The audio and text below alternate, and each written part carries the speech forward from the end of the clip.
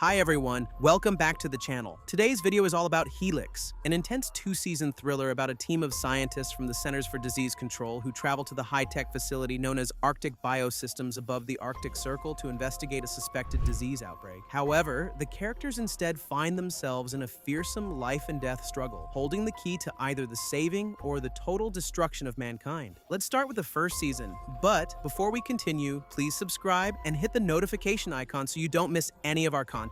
And if you enjoy this type of content, don't forget to like. This really helps the channel. Now it's time to really get into it. Let's dive right in. Research scientist Dr. Farragut finds himself running in flashbacks down a hall, then enters a restricted area only to be grabbed from behind. Meanwhile, in the present, biologically immortal scientist Hiroshi Hatake and Arctic Biosystems Facility security head Daniel Arov stumble upon open animal cages, 2 dead men and Peter, now infected. Hiroshi offers Peter water, and after drinking, something throbs in his throat area. Daniel then asks, to which Hiroshi answered, "Progress." Meanwhile, at the CDC headquarters, scientist and Peter's brother Alan briefs new officers, including one named Sarah Jordan, about a cholera outbreak in London. Alan's ex-wife, Julia Walker, arrives. A distress call from a remote United States research facility signals a suspected retrovirus, so Major Sergio Ballesteros, a secretive, highly capable U.S. Army officer involved with the CDC's outbreak investigation, joins the response team. The ex-wife now reveals Peter is affected. Also joining the team is Dr. Doreen Boyle, a veterinary pathologist. In the helicopter transfer, Alan delegates tasks. He and Sarah are to investigate the dead. Julia is to study the cause. Dr. Doreen is to sample animals. At the Arctic Biosystems, Hiroshi and Daniel declare there are no further infections. The team receives RFID chips. Alan and Julia visit Peter, finding his blood is black. He breaks free, screaming, "Everyone lies," so Julia puts him under sedative. Meanwhile, Doreen and Sergio examine Peter's lab to find genetically modified mice. In the holding area, some soft tissues of bodies dissolve to black goo. Dr. Doreen confirms the virus is not airborne. Rather, monkeys are the potential agents. Peter manages to escape into air ducts, but claiming a security guard's life. Sergio communicates with an unknown site, and frozen monkey corpses are discovered. To access to sunroom, meanwhile, Peter uses a severed limb. He attacks people and blood flies around. Dr. Trio, Drs. Haven, Bryce, and Sulmani describe how they were attacked by Peter in the sunroom. They tell Sarah the 3 other scientists escaped. Alan reports the viral attack with the new cases. Sarah is left in isolation and sends Julia to work with lab rats, despite her not liking it. On the other hand, Hiroshi provides records of the missing doctors, Tracy, Raver, and DeClercq. Alan, Sergio, and the security team start their door-to-door search. Peter is watching Julia from an air duct. In a confused state, Dr. Tracy threatens Dr. Doreen while discussing the White Room. Then, Julia sees cages fall mysteriously and doubts the mutagen research of Peter. Inside a drug stock room, Sarah finds morphine, but Peter starts attacking her cage. From his notes, Julia stumbles upon injections of Narvik A and Narvik B in rats. Julia says the experiment has to be replicated. Peter changes his behavior, so Sergio stuns him in the air ducts, but still, he manages to escape. Alan frees Sarah from Drs. Suleimani and Bryce. Meanwhile, Julia confirms that Narvik B is capable of reprogramming brains to create perfect contagion machines, like how Peter is. Meanwhile, outside, Sergio kills a scientist who knows about the base experiments. Also, Doreen, Julia, and Sarah take Dr. Tracy to the ICU. Alan meets with Hiroshi and argue, but in the end, they agree on full information sharing. While in the shower, Julia gets confronted by Peter, and together they enforce a liquid transfer between their mouths. Following Peter's assault, Julia awakens. Alan covers her, then escorts her to her quarters. While waiting in the hall, he hears a noise and finds Peter asking for help before collapsing. Doreen and Sarah attend to the frightened Arctic Biosystems staff, while Sergio reports 2 more attacks. Daniel reminds Hiroshi that the base has been locked down for 32 hours. Alan then isolates Peter on level R, converting the old maintenance lab for infected people. Julia hallucinates. Alan reviews 18 sick, 3 missing, and 2 presumed sick. He plans level R for 40. Dr. Suleimani shows up, shot by Daniel, but saved by Alan, threatening the team if the demands are not met. Julia gives care for Peter, while Alan delegates Narvik B testing to Julia and Sarah, and monkey research to Doreen and Sergio. Julia notices the hand tremor of Sarah while drawing Peter's blood. Then, Sergio starts collecting samples from frozen monkeys, while Doreen observes rapid growth. Hiroshi confirms Saudra's antiviral is effective effective, but could be 75% lethal. Staff are tested. Dr. Bryce, the hematology researcher, attacks. Alan manages to kill Dr. Suleimani after she charges Julia. Julia reveals to Alan the black mucus on her hand. Satellite communications get destroyed, internal tests fail, and Julia comes into her own conclusion that the Narvik B test is invalid. Imprisoned on level R, the scientists worry, fearing abandonment by both the CDC and Hiroshi. They are looking for forcing communication by overriding the CO2 scrubber control node manually. This way, oxygen production will be shut down. Thus, the upper levels will lose oxygen in 6 hours. Julia warns that this plan is dangerous, so they seal her outside a quarantine room. A suited figure briefly appears, signaling Julia to follow, but vanishes. Meanwhile, in Hiroshi's office, Alan asks about his satellite explosion. With the communications being down, only supply drops remain. Hiroshi concludes level R is too dangerous, so he decides to abandon this altogether. Sarah, using gabapentin for her tremor, gets interrogated by psychologist and psychotherapist Dr. Van Eigem on the accuracy of the virus test. Meanwhile, Alan tells Doreen and Sergio of Hiroshi's decision to abandon. Doreen concludes zoonotic transfer, while Sarah continues analyzing Narvik A and B. Peter's condition only worsens. Meanwhile, despite disagreements from around, Alan authorizes the Sadra treatment despite being untested. Hiroshi and Sergio discuss the explosion, implying the virus was engineered. An alert sounds oxygen loss. Interestingly, Sadra has stabilized Peter. Meanwhile, Sergio says he's investigating illegal research and encourages Doreen to study strange DNA transport. Julia becomes victim to another attack, but the masked figure, revealed to be named Jay, saves her. Van Eigem experiences hallucination. Sarah realizes the test fails. Doreen makes a confirmation the virus was intentionally designed. Hiroshi, meanwhile, massacres revolting scientists. Sergio kills Doreen, saying she died of accident. Hiroshi meets Dr. Haven, who stands aside to let him walk by without getting attacked. Sergio decides to burn the frozen monkeys. He then reports mission complete, but receives new orders to retrieve Dr. Hvit, a name associated with the White Room. But then, the burning monkeys scream, indicating they are still alive. Alan introduces changes to research Dr. Philippe Duchamp's antiviral, confident it will make things better. But he clashes against Daniel, struggling on who's the authority. Sarah shelters Van Eigem to hide her cancer as they share moments, talking about pain and death. Sergio provokes Daniel, accusing Hiroshi of grooming him like a gang member's indoctrination. Elsewhere, Hiroshi stabs himself in secret. Meanwhile, the quarantined Julia attempts to rejoin the infected while being guided by Jay. Hiroshi staggers with the bleeding, unseen by Jay, revealing to be Julia's hallucination. Julia crawls through the tunnels, looking for help. Alan finds Doreen already dead with a rat in her mouth. CCTV footage is nowhere to be found. Sergio goes looking for Hvit, learning he's isolated in the White Room. Researcher Van Eigem attacks Sarah, who then begins for euthanasia. Alan's autopsy confirms Doreen was murdered. Julia wakes up the reality that Jay was never real. Sarah euthanizes Van Eigem. Meanwhile, Alan and Daniel discovers Sergio's explosives and research. Outside, Sergio ambushes Alan, but gets stabbed by Daniel, so Alan survives. Meanwhile, Peter shows improvement. Alan looks while standing in front of the dead body of Dr. Doreen. Sarah works together with Alan to find answers. Hiroshi disappears and reappears since Alan is infuriated that he isn't telling Sarah and him everything, but does inform them about his cancer treatments. Sarah expresses amazement about what she's hearing. Julia continues to suffer from uncontrollable hallucinations, plus a dream sequence involving Alan, Sarah, Sergio, Peter, Hiroshi, and her younger self. Sarah and Alan end their findings as Hiroshi recaps the events with Daniel. Sarah kisses Alan and they make love. Julia awakens as the two cuddle. Helicopters arrive, alarming Alan and Sarah, who agree to never discuss what happened. Armed operatives enter, the unease deepens. Hiroshi introduces them as his corporate patrons. The leader, Secret Society, Ilaria Corporation COO Constance Sutton, says she's there to help. Alan demands they communicate with the CDC, but Sutton says satellite is gone.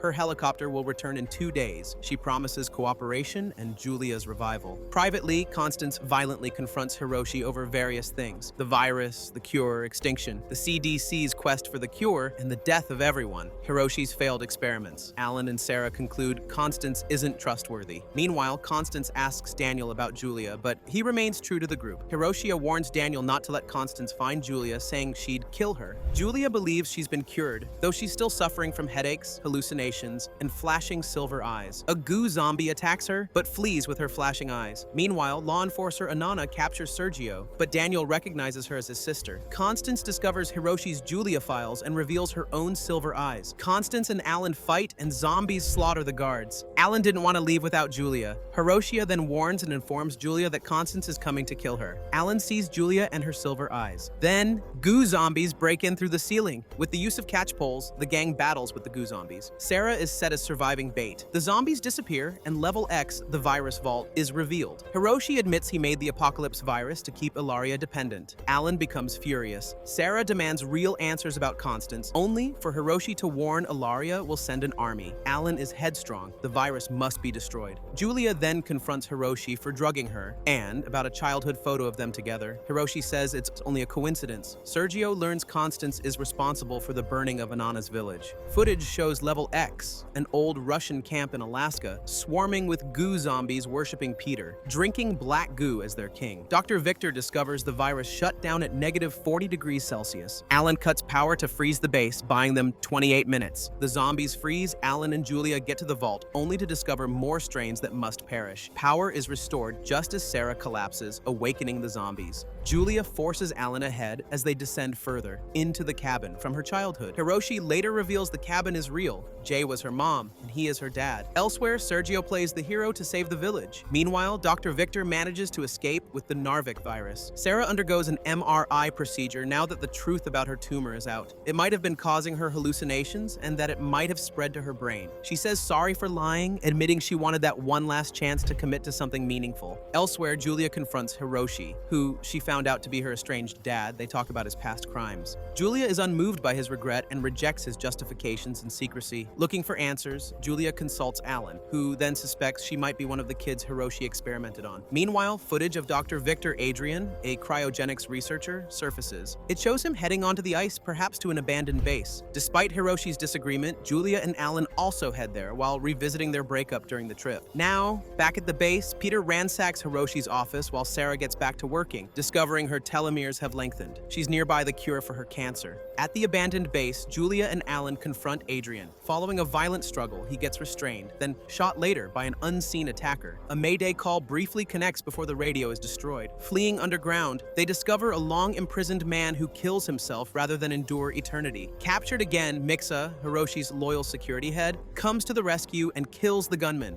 The base and virus are destroyed. Meanwhile, Sarah collapses as Hiroshia tells Julia to make use of her blood to save her, revealing then that Julia has been keeping the virus all along, in secret. Right at this moment, it feels there are barely any scientists left on the base, especially since Peter further proves that by luring a starving survivor into a trap with a rat in a microwave.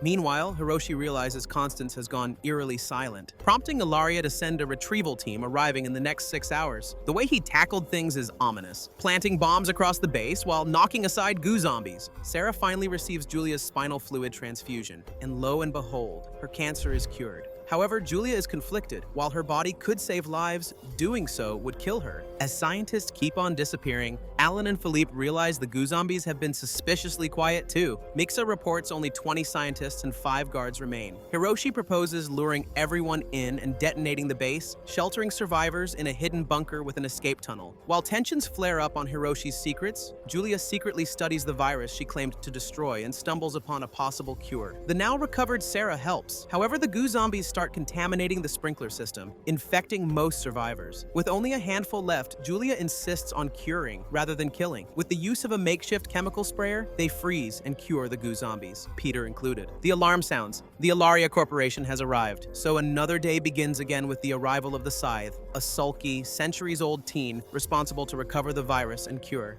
Hiroshi gets captured alive and everybody else killed, but most of the group are still alive, though Hiroshi is already badly injured. Sarah hides her newly silver eyes while Mixa reports the scientists the Scythe has slaughtered. Peter, also newly cured, joins the investigation, passing judgment on Mixa's former loyalty to the corporation. As Sarah and Julia face their future as immortals, CCTV footage confirms the Scythe, whose real name is Spencer, is far older and deadlier than he looks now. The Scythe discovers footage of Hiroshi killing his mother, Constance, and sets his sights on Julia. In spite of knowing the trap, the group goes on. During a diversion on the ice, Hiroshi sacrifices a canister to thin ice, enough to buy time before retreating. Back at the base, Julia vanishes. The Scythe delivers a severed finger as proof of life, pushing Alan to the brink. Miksa offers a plan but trades himself secretly for the virus. In a final confrontation, the Scythe forces Hiroshi to choose between his children. Hiroshi refuses. Hiroshi's loyal servant Miksa removes his collar and dies. Grief settles in. The Scythe gets subdued. The living woman in the box is actually Julia's mother. Alan places a silver-eyed captive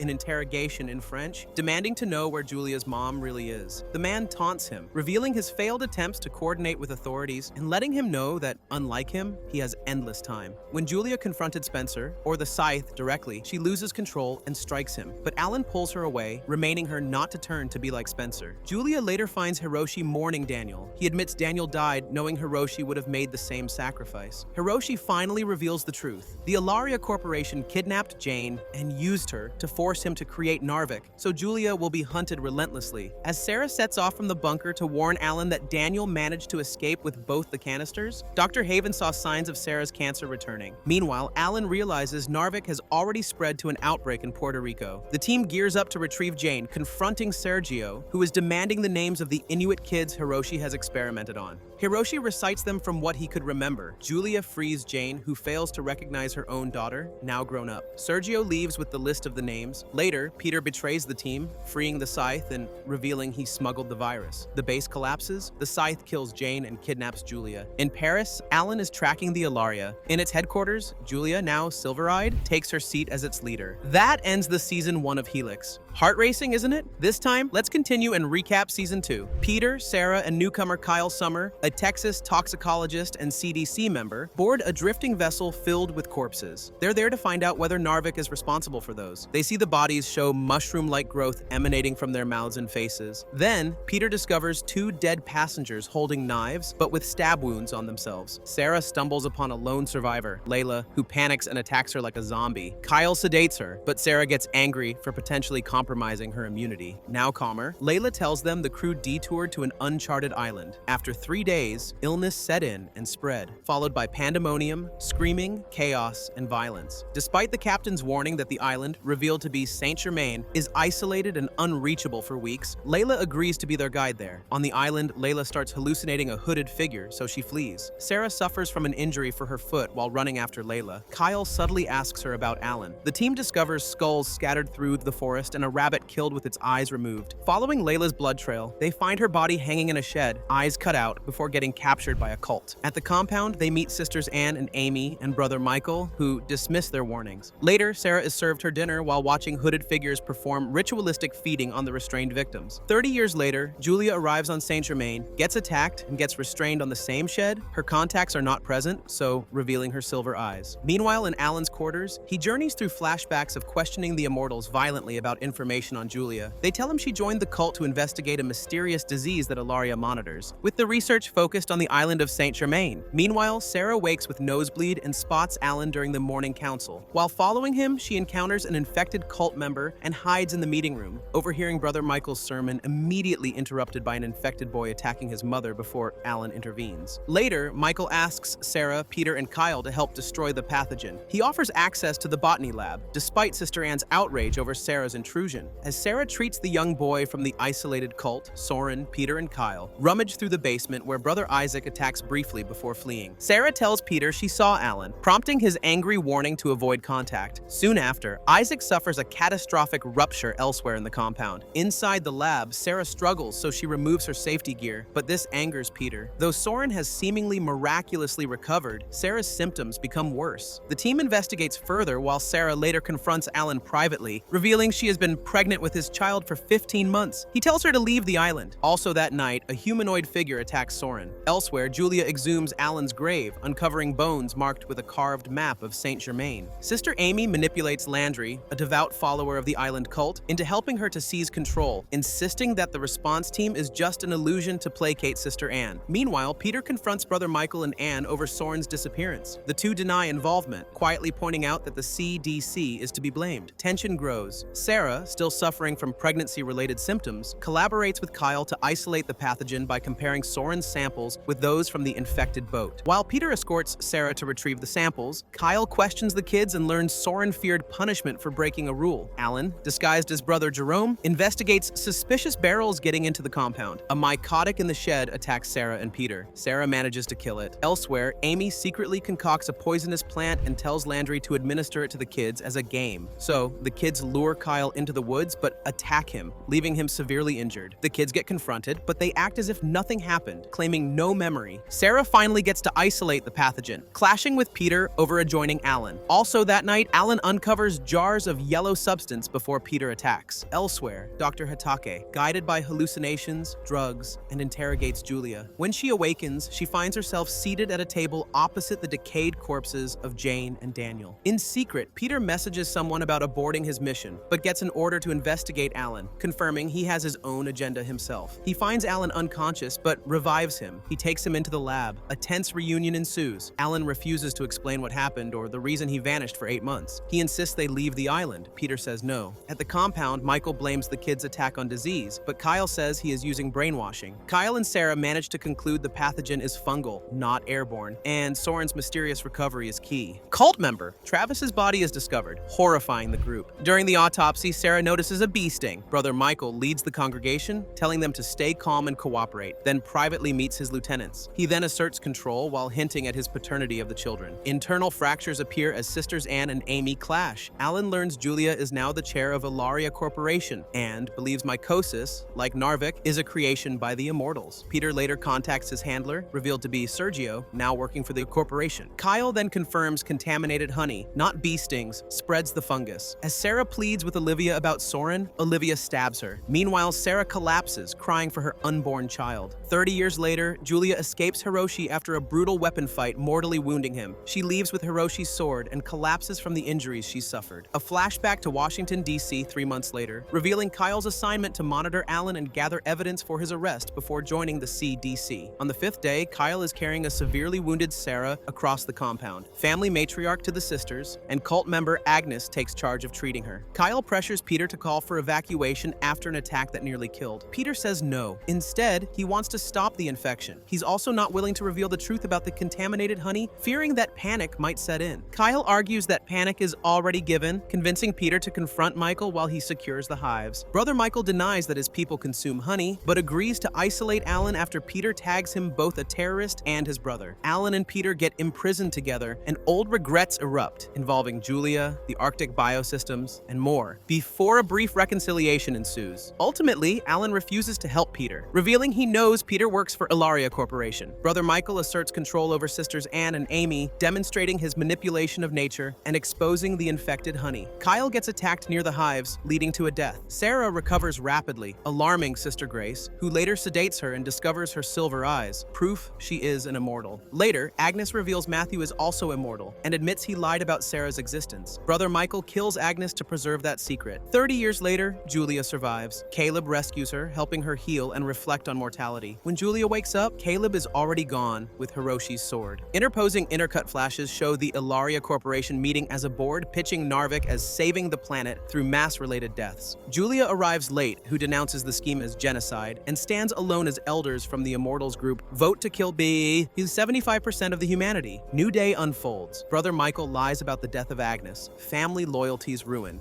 And Amy rejects a cycle of abuses and breeding. On St. Germain Island, infections are traced to honey and apple pollen that were sabotaged. Riots ensue, prisoners break, and secrets spill. In the Ilaria Corporation, Julia looks for allies, getting leads to her goals, including a pendant linked to the cult. Alan wakes up to fingernails filled with blood and forgotten memories, perhaps from clawing out of the oubliette. A flashback reveals Michael's brutality, brought alive when his wife betrayed her and when he burned her alive. New day, a renegade immortal tells Julia this story, then proposes the alternative to Narvik from Michael, mass male infertility. The uneasy Julia goes on a quest to find him. On St. Germain, infections spread, dissent grows, and Michael locks the followers to perish for their protection. Amy defies him as he gears up for another purge. Meanwhile, Sarah manages to escape the horrible experiments, loses her pregnancy, and chaos erupts. Chaos erupts so Michael poisons her cult, watching them die with him just calm. Following the massacre of Michael, it's deafening silence in the Abbey reels. A new day brings shifts in purges, grief, and power. Amy starts betraying and entombing Michael, claiming the cult and vowing to be something even greater. The CDC evacuates the island as survivors face murders, immortalities, and the worsening spread of the pathogen. Its pandemonium. Sarah also learns her baby was taken alive as a bargain for the coveted immortality. Julia returns to the ruins, finds Michael sealed in the oubliette, and frees him, only to be deceived. But this ends when Caleb, a mysterious island stranger, beheads him, proving that even immortals can die. Another new day begins with the primitive mycotics being sustained. Within the woods, Alan, presently in hallucination, looks for a missing soldier from the CDC who was mutilated. Hinting at intelligence for the mycotic, Kyle gets kidnapped by the cave-dwelling mycotics, learning they survive through tree apps and honey, and escapes with the samples, briefly taking in infected honey before the rescue. Meanwhile, inside the Abbey, Amy takes over, scapegoating Anne and the outsiders. Julia and Sergio show up, proposing mass male infertility to stop the Ilaria Corporation. The seedless apple tree of the island, the source of the infertility and likely the plague, goes missing. Amy threatens Sarah to try creating immortality, which leaves Landry in convulsions. Bodies are burning while Julia negotiates with Amy for the infertility-causing tree known as Mother. Amy demands immortality in exchange, to which Julia agrees, but privately, she knows it's impossible. Now, the tree is missing, hidden by Landry, who later revives and kidnaps Sarah before the eruption of chaos. Amy spirals into violence, seducing and murdering Sergio. The pursuit ends with both falling from the bell tower. Meanwhile, Anne manipulates Peter, revealing the hidden rape dungeon of Michael and coercing him to choose power over mercy. He kills on command. Julia confronts Sarah, rejects forced sterilization, and reveals Alan is the father of the baby. Desperate compromises follow suit, such as immortality for Amy may need Sarah's fetus to be implanted. Into the woods, Kyle perishes after he infected himself, and nearly killing Soren before Alan interferes. Morality has collapsed. Peter and Anne consolidate power over the baby, purging skeptics and plotting control. Julia bargains with Amy to implant Sarah's baby, while Alan insists on staying to process sap, in spite of Winger's evacuation orders. Narvik's release and the island's mycosis outbreak make rescue impossible. Everyone is exposed. Peter manipulates Kyle into frenzied violence, leaving bodies as warnings, while Anne and Amy clash over cult loyalties. Sarah reluctantly cooperates to protect her child as Amy undergoes immortality surgery. Amid gas attacks, immortals survive while mortals, with Amy included, perish. Julia secures Mother and Sarah, though the tree is destroyed. Death and betrayal dominate, leaving the island a toxic, decimated wasteland. After the previous events, Anne pushes Peter to fully lead the cult. He renamed himself Eli,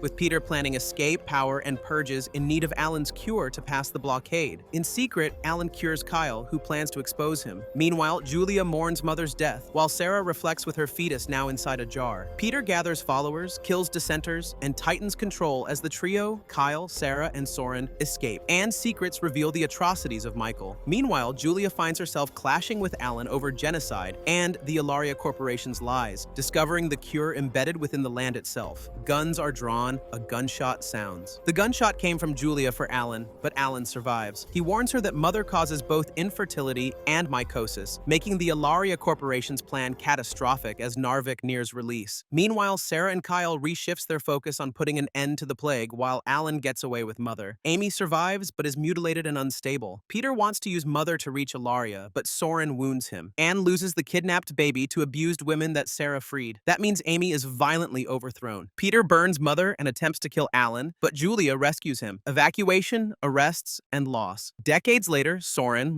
who is now Caleb, shows a virus that can kill immortals, and that's where Helix ends. So what did you think of this two-season show? Be sure to drop your thoughts in the comments below. If you haven't already, make sure you're subscribed and hit the notification icon to stay updated on our next videos. Thank you so much for watching. See you in the next one.